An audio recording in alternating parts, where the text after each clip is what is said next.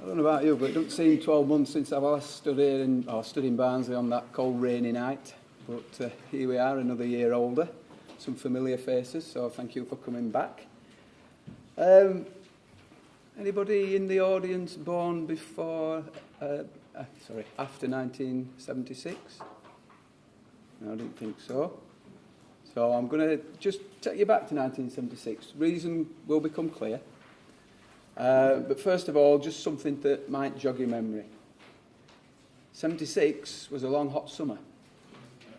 It was like this one a bit, which tends to have gone, if you feel it outside today.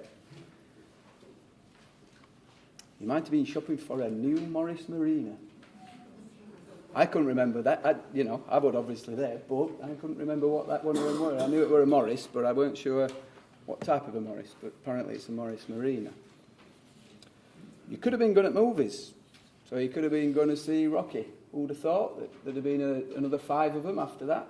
But at the start of a franchise, a popular one. You could have been on the lookout for a home computer. In which case you would be right at the edge of the curve and you would have been buying the very first Apple computer. I think they've gone a bit style-wise different now, don't you think? But reason for shoehorning all that in is me. That is me. And that's when I started work. I started work at South Yorkshire Pensions Authority, then called South Yorkshire County Council, and then called superannuation. I went because I went on a work experience scheme, so I was kind of sent. I didn't actually apply for a job, I was sent. And I came home and my mum says, well, have you got a job then? I says, yeah, in superannuation. She says, what that's? I don't know. No idea.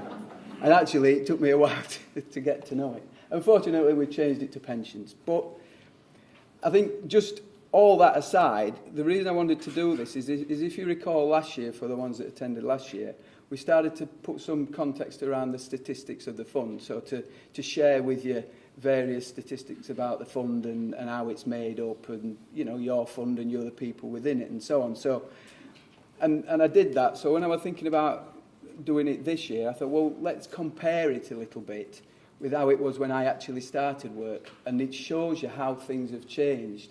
And in a way, the scheme is constantly changing, and that's what we're having to deal with. And we're coming up, and as I'll be explaining a little bit later on, about the 2014 scheme, which is, we're on the cusp of from next April. And that's yet more change. So just looking at the 1976 scheme, where we were at the time, the fund value, it was created in 74, the fund, mergers, local government reorganisation and such like. So we're actually... we're a couple of years into that at that point, but the fund was worth £127 million. It was 100% funded, which meant there were no debts. The assets that were there, together with the employers' contributions and the employees' contributions, meant that all the debts for the future pensions could be paid out of the money we had in the fund. We had 24,129 active members, of which 67% were male. Employment was 98% full-time. There probably were part-time jobs then, but part-timers weren't allowed in the scheme. So what we got is that the people who were in the scheme were pretty much full-time. There were a few people that managed to get in as a result of circumstances particular to them, but in reality, virtually everybody was a full-time worker at that time. Average pay was £1,739 a year. A Morris Marina cost £1,670 odd. So basically, looking at that, you had to be very wealthy or buying one on Never to get a Morris Marina. Employers, we had 21 employers in the fund, mainly the councils, but the traditional ones who are still there today, fire, police, probation and things like that. Employers' contribution rate was 10%. And employee contribution rate was 6% for office workers and 5% for manual staff. Life expectancy once you'd retired was age 72. So retirement age 65, you're expected to live 7 years in retirement, and that was the average age of life expectancy. So shoot forward to now. The 127 million is now 5.4 billion. It's not quite a trillion, but it's a big number nevertheless. However, we only have 76% of the money that we need to fulfil the expectation to pay benefits. So we have a deficit, and we have a deficit that's occurred over a number of years for a number of reasons, but it's a deficit that needs to be paid, and it needs to be paid by the employers through their contributions. And that's why the actuarial valuation that we're on with at the moment is very, very important, and we're having very important discussions, as you expect, with the employers about repaying the deficit. Been doing it over a number of years, but every 3 years we get to another point where we have to assess what contributions they're going to be paying in for the 3 years coming up. Membership, as you'll see on my next slide anyway, is starting to fall, and I've been saying that for the last few years as a result of the downsizing of the large councils. But at the moment, or at the time this was done, we were at 49,910. But significantly, the workforce is now 72% female. So the nature of local government employment has changed, and the way in which employment is out there has changed completely around in the period since I started working in 76. Employment is 55% full-time, which means 45% is part-time. And we have lots of employees who have more than one job, more than one part-time job. So the nature of work is changing, and it's not just changing in local government, it's changing all that place across the road. It's basically short-term contracts, many part-time contracts and things like that. And our scheme reflects that in the change over the years. Average pay now is 20,488. Not sure what car that would buy you now, but effectively inflation and everything else has had an impact on the change during the years. Employers is significant. From 21, we now got 310. Not all of them are paying in, whether about 240 odd are paying in, but effectively that's an awful lot of employers. The number of members has increased, but not by the same number of employers. This has arisen purely out of reorganisations, particularly in education, where we now have standalone academies as employers, where they used to be part of the local education authority and things like that. But what it means for us in administration is that we've got more people to deal with. We've got more employers to explain the rules to, more employers to collect money from, and all the thing that goes with it. So, you know, it's completely different. The employer's contribution includes deficit recovery here, and so what they're paying for contributions for future membership is around, at the moment, 12%. The rest of that 19.75 is actually the deficit recovery. That's the money we're getting back to get us from 76% funded up to 100% funded. The plan is over 22 years and counting down every 3 years, but that's where we're at the moment. So the bill that needs to be paid to get all the money back needs to be paid over a period of time. It's just like a loan. It's like a mortgage. It's being paid back with interest to the fund every 3 years. Employee contribution rate's slightly different in that it's now banded, so the more you earn, the more you pay. But on average, it's not much different to what it's always been. It's now 6.25 on average. Life expectancy currently is better, so it's 80 plus, and that's as a result of all the things that I'm sure you're aware of, advances in, particularly in medicine and so on, which has led to us living longer. But that means, of course, we're paying the pensions longer. So if you're in the audience, you're receiving a pension, the longer you live, the longer we pay the pension, which might not necessarily have been the case when you actually started in employment, when it was assessed how much money was needed to pay your pension for the rest of your life. Picked up as well, just as a further comparison, the retirement. So I looked at, we've got all the data there, so I had a look at what types of retirement we had in 76. I think we had about 500 or so retirements in that year, but 47%, nearly half, were age limit being 65. So they'd working life, 65, old age pension, and retired at age limit. 27% were ill health retirement. I don't think people were any less well in those days. I think the scheme was a little bit more lighter in terms of who could get ill health retirement. And I think, you know, I've seen in the old days, we used to get certificates and it used to say why people were retiring and getting a pension for being permanently incapable of doing the job. Best one I ever saw was sore left ankle, which I'm sure doesn't meet that criteria. But it got through, and somebody, and they're probably still going today with that sore left ankle, got a pension as a result of it. So 27% were ill health retirement. And then you come on to the smaller numbers. So early retirement, 7%. Death in service has always been low, good. I mean, that's a low stat that you want, but 7%. Redundancy, 7%, and a few odds and sods making up the rest.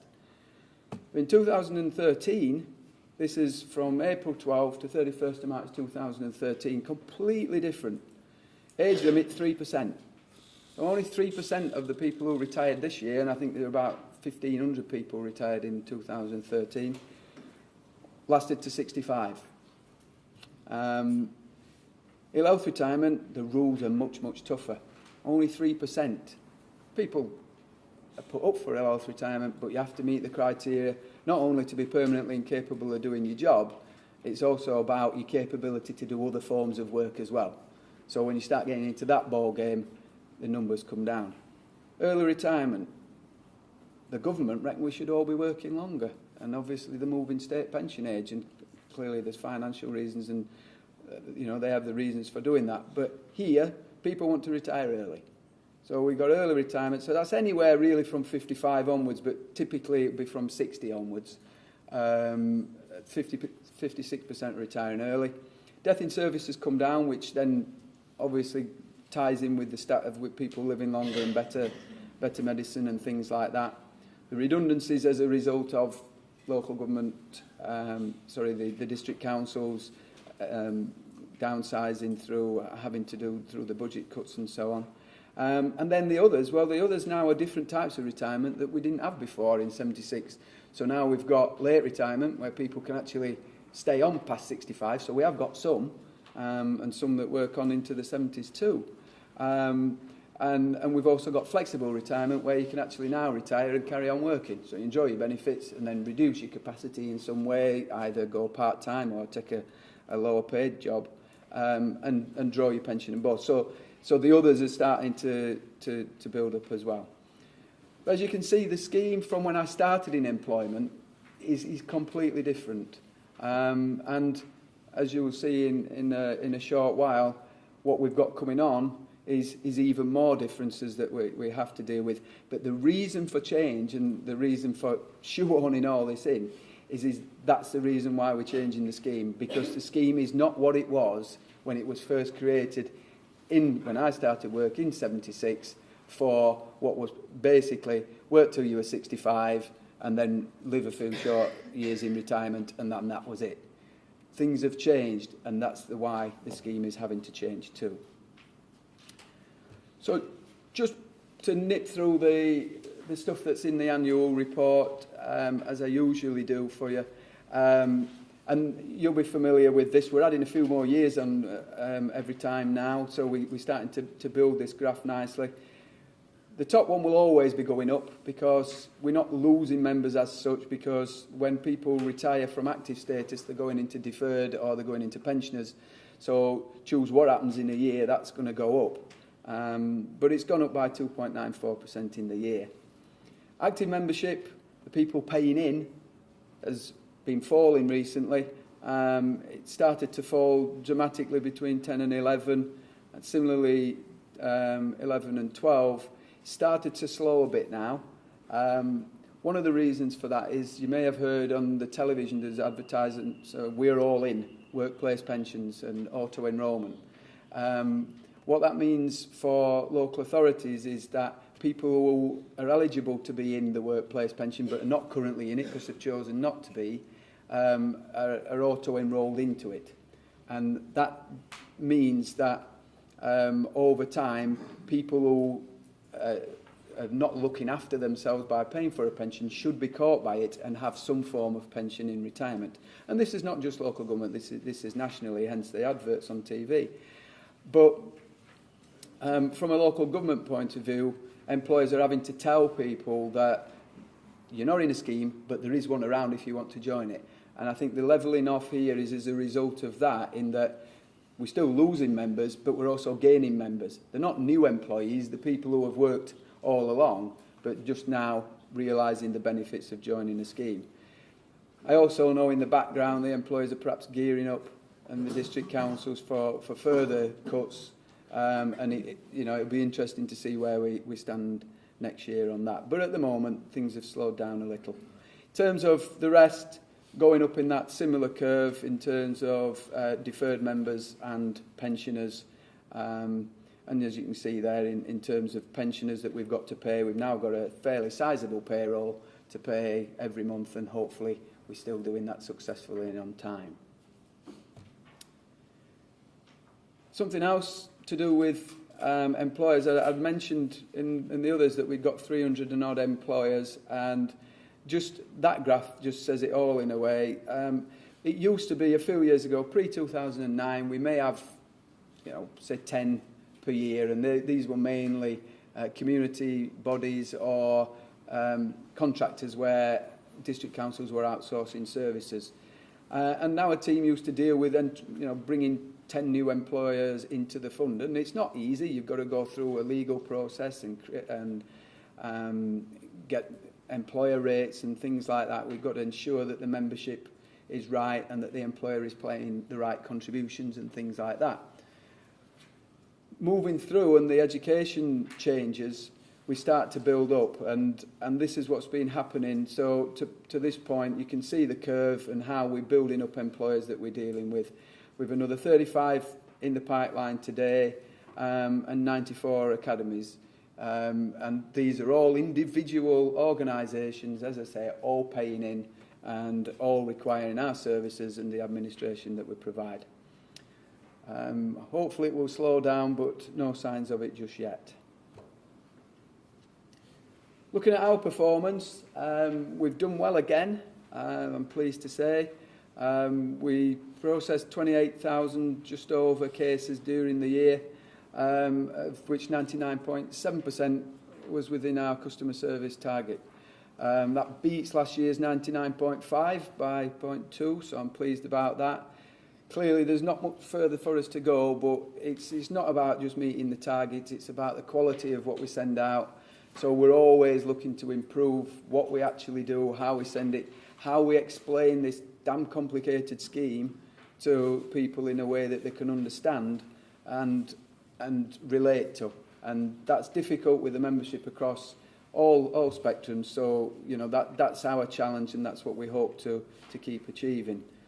In terms of complaints and disputes, very few, just 6 formal complaints and 1 internal dispute during the year, which, given the workload, is 0.001% of our total workload. So on that side, it's good. From my point of view, it's bad because I don't want any. And we keep trying to ensure that whenever there is a complaint, and we're not always guilty of doing something, but we need to look at it and respond in the right way. But where we have made some sort of error, it's trying to learn from that and making sure we don't make that error again.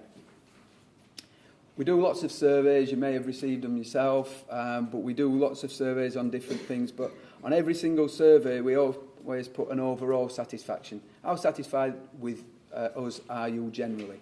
And we add that up over the year. And during last year, 100% of employers we surveyed said they were satisfied with us, and 98% of members said they were satisfied with us. So again, pleased about that, but I'd prefer it to be 100%, and we'll keep plugging away at that. But, from yourselves, if you ever experience anything, then do let us know that, anything that you're not satisfied with, do let us know, because we want to respond and we want to make sure that we're doing things in the right way. We measure our performance with others. Bit disappointing this year. There was only 52 pension funds out of the 89 participated. It's never been them all. You can't get some people to participate in these things, but it did drop from the year before. But nevertheless, 52 pension funds completed a survey, sent in all information about them, and if you believe everything that they put in, this is how the results come out. Our cost per member, so what we spend on you individually for everything that we do for you during the year, in South Yorkshire is £20 and threepence. The average across all these 52 is £21.42, so we're below the line. We're below average in terms of cost. I'm pleased about that because I like us to be below average. It's not just about cost though, it's about the quality, because we could spend £20 on you and not send you a newsletter, or we might not even do this event. We might not do a lot of things, but we do an awful lot of things for that £20. So that's, there is the quality element of what you actually get for your money. And it's same as anything else. You spending 20 quid, it's what you get for it, not actually just the 20 quid. In terms of the last times we've participated, we've been in this 11 years, and in 10 out of the 11 years we've been below the line. We've been below average in terms of cost and above average in terms of quality. So for me, that sets us as an organisation. That's how we are, and that's how we want to continue. What we've been doing, well, apart from doing all the day job, we think about things and we try different things and to improve all the time, as I've said. We got wind of people wanting to opt out, and it's understandable why they were wanting to opt out, because things are tight. And one of the things that you can do is take an immediate increase in pay if you're not getting a pay rise by opting out of the pension scheme, because you're not paying your contributions. And we got wind that was happening. We started to see more opt-out forms coming into the office. So we decided, well, what we will do is if anybody tries to opt out, we'll send them a letter and we'll show them what they're missing. If you opt out of the scheme, this is the pension you will be losing. And also, if you took that amount of money and put it into a private pension scheme, which is not as good as our scheme, this is the amount you would have to pay into that scheme to get what you're getting from our scheme. So far, that's worked very well. We've managed to get people who have tried to opt out and sent in a form. We've sent them the letter, and 80% of those have stayed in. So that's about 500 more members in the scheme today than otherwise would have been if we'd have done nothing. We've started, and if you get your newsletter online, you will have seen a certain change into the interactive nature. We're trying to move with the times. If you've got a tablet or a phone that you use, you'll be able to page it on screen and things like that. But we're also, at the start of this, we're also like to put interactive elements into it. So when we think of anything, which we haven't just yet, but it's opening us up to be able to make it a better experience for you than perhaps if you like that sort of thing, reading it in paper. Don't worry if you like paper, because you'll still get the paper. So it's either way, but this is just us trying to move forward and keep abreast of technology. Hybrid mail is something that is really wouldn't impact you wouldn't notice it, but what it means for us is that we don't have to print letters and put them in envelopes and put them in franking machines. All we do is we type it up, send it all securely, and it magically gets posted out to you, but not by us. That's cheaper on postage, and it's more efficient for us because we're not spending time doing the small things like that when we can do more work. Sale of software. In South Yorkshire, we've got a very high-class IT department, and through working with them, we're able to develop software for our own use that makes us more efficient. But I've got colleagues in other local government pension funds who are not so lucky. And what we've done through talking to them, and by no means, because I'm no salesman, so by no means, going out there and saying, do you want this? But just by talking to them and saying, we can do this, we've managed to then sell them software for them to use. So our software that deals with our benefits in our office and deals with our work in our office is now in another couple of councils up and down the country where we've sold it. The good news there is that's money back into the fund. So we're actually selling stuff there that helps the other funds as well. We're working on the valuation. It's a lot of hard work to try and ensure all the data that the actuary works upon to then number crunch and come out with the results of the valuation is sent off and on time. And we managed to achieve that. Ordinarily, you may have noticed you got your annual statement early this year. We use, if you're still working anyway, you won't have had any, but we actually achieved sending it by a deadline in September, when the deadline used to be December. And that came on the back of the work we were able to do on the valuation to actually get the data to the actuary on time to facilitate the discussions that we've talked about already. We're in the midst of a new pensions administration system. We're having to buy this because it's not something we can develop on such a large scale ourselves. And we've been working during the year to get onto a framework agreement which allows us to procure the software along with other authorities and get a good price for it. So we're in with that, and it will be coming on stream in 2014. What you might be interested in is it's not going to be 2.7. It could be, but it's unlikely to be. But because of the timing of this, I don't know exactly what CPI is going to be, and hence your pensions increase come next April. But from 7th of April 14 next year, you will be getting an increase. And in August, it was 2.7%. The fund works on September.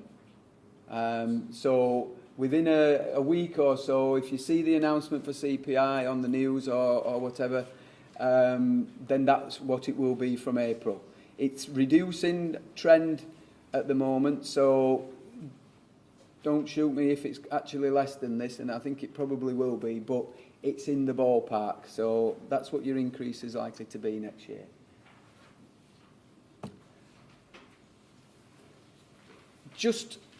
I'll not spend ages on this, it's in your pack, and you can just look at it. I just wanted to spend a bit of time just explaining the 2014. If you're retired, then it doesn't affect you. Your benefits are what your benefits are. If you're a deferred member and you've already left, it doesn't affect you unless you rejoin. So as it stands at the moment, you're not affected by this if you're either of those categories. If you're an active member, then the scheme is changing, and the scheme is changing from next April. The major change is that we're moving from the final salary basis to career average revalued earnings, commonly known as CARE. Final salary means that when you're retired, whatever you've finished on in your last 12 months, that's what we pay benefits on, or calculate benefits on.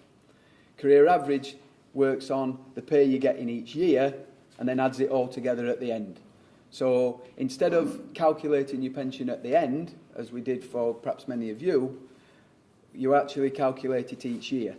That's a big challenge because in the past it really didn't matter so much what happened till you got to your final year, because we could always pick it up at that time and we work benefits out properly at that time. Now it has to be right every single year, and there's the scheme is going into what's known as the account. So you'll have a pension account just like your bank account, and the pension account will contain your money for that year. So you'll start to see exactly how your pension is building up.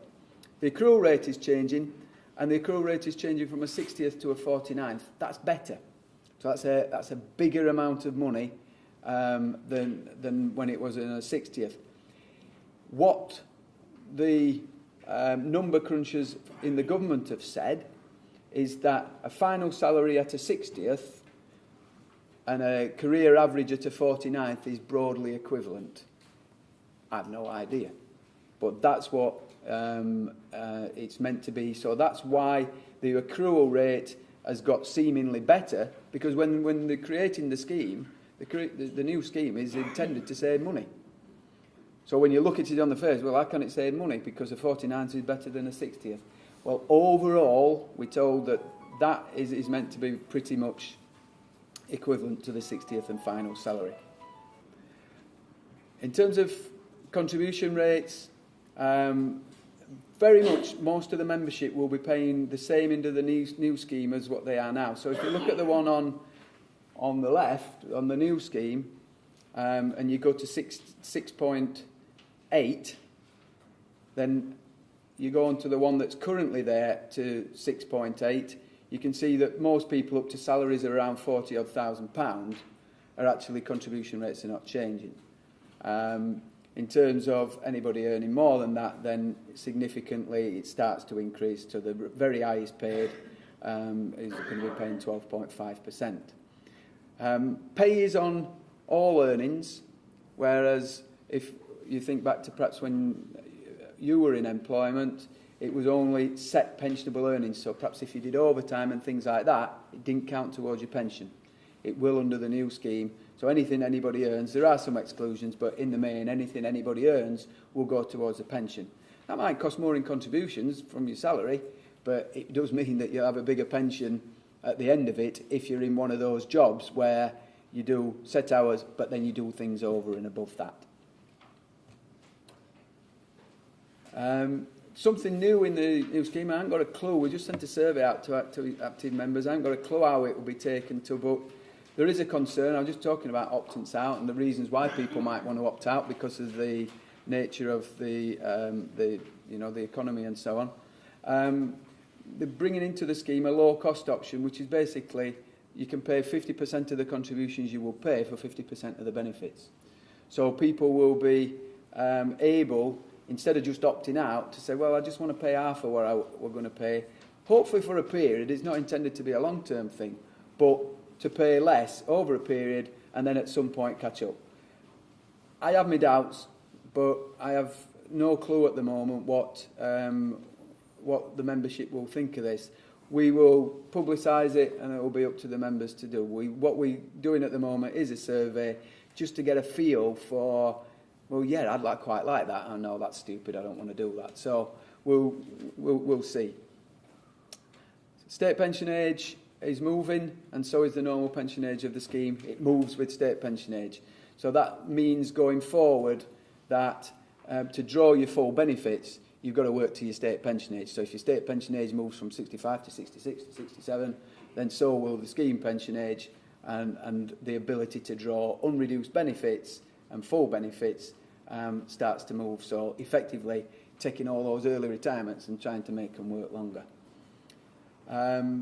Pretty much the rest of it is very similar, except the qualification for benefits period has gone up to 2 years again. This is a bouncing thing. It's been 5 years, it went to 2 years, went to 3 months, and it's going back to 2 years.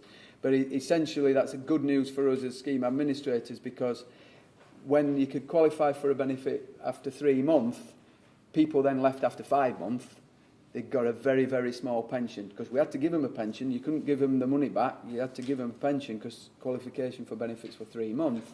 But it was very small pension, and we're now left with thousands of people with small pensions in the fund, which, when they come to draw it, is quite negligible in terms of being worth money to them. One other thing, I don't think I've got it on the slide, we talked about the consultations and things. One thing that's out there and we've responded to at the moment is fund mergers. So I don't know whether you will have seen this in the news or whatever, but the local government minister has suggested that the 89 pension funds ought to be less than 89.